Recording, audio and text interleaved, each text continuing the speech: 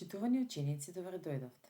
Јас сум наставничката Билјана Арсовска, доаѓам од основното училиште Вера Јоцик од градот Скопје. Денес ќе се дружиме на наставниот час по македонски јазик и наставна содржина интерпретација на драмскиот текст Весна и Џивко. Целите за денешниот час е ученикот да се оспособува да разликува видови текстови, да се оспособува да чита по улоги и да воочува ликови, место, време и порака на текстот, да чита со почитување на интерпунктиските знаци, да го прилагодува гласот на содржината на текстот. Прашања. Кои птици не се преселници ученици? Каде живеат тие птици во зима? Дали сте виделе куќарка за птици? Со што се хранат во зима? Дали вие некогаш сте нахраниле птици? Ученици, ние многу добро знаеме дека птиците преселници се заминуваат во топлите краишта, но остануваат и птици кои што не се преселници. Се надевам дека одговорите ќе ги пронајдете подоцна во текстот. Текст Весна и Џивко. Секогаш пред да почнеме да го читаме текстот, ја гледаме илустрацијата. На илустрацијата ни е покажано едно девојче, седи крај прозорец и во раката држи птица.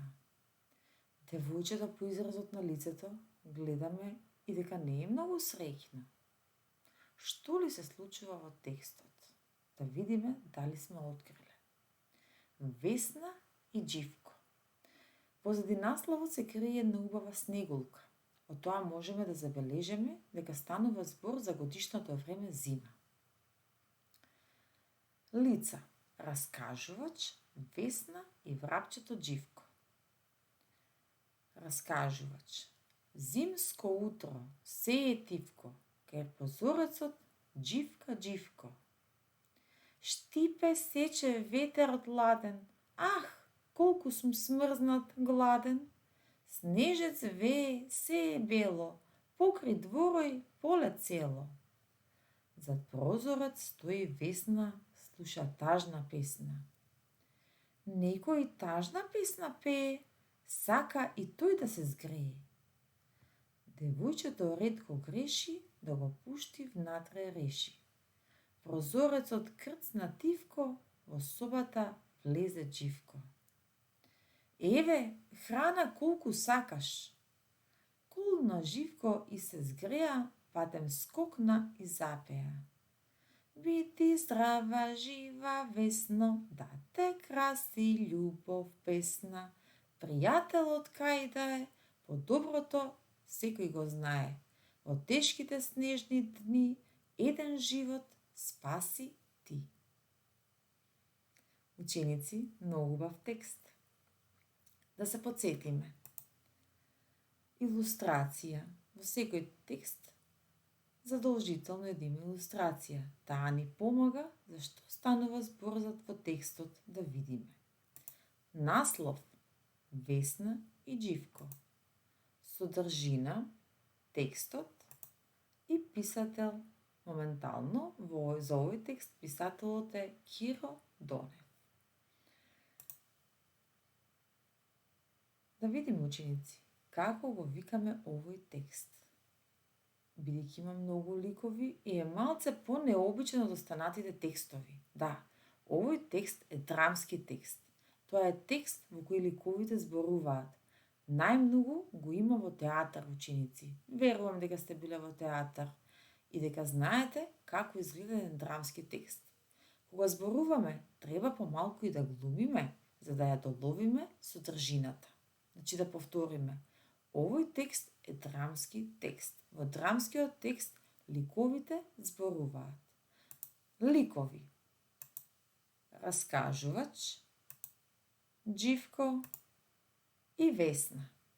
Но во драмскиот текст ликовите се секогаш дадени на почетокот. Активности. Весна и Џивко. Во вашите тетрадки напишете го насловот на текстот, Весна и Џивко, и да почнеме да правиме план. Ликови. Кои се ликовите во текстот? Се разбира, Весна, Џивко и раскажувачот. Време. Беше многу ладно. Зима. Место. Крај прозорецот на Весна. Ученици, од кога ќе напишете планот во тетрадката, обидете се да нацртате куќичка за птици во вашата тетрадка. Усно раскажи како ти си помогнал на некого во неволја. И секако да, една од птиците кои што останува тука за време на зимата е и врапчето. Тие живеат во куќарка за птици или некаде на топло место каде што може да се сокријат. А кој ги храни? Секако, ние луѓето што им оставаме ронки леп.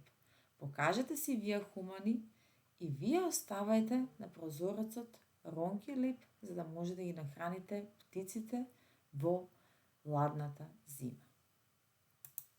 Домашна задача. За дома може 3 пати да се прочита текстот. Ученици, ви благодарам на вниманието, се надевам дека ви беше доста интересен часот. И извлековме една многу убава поука. Довидување.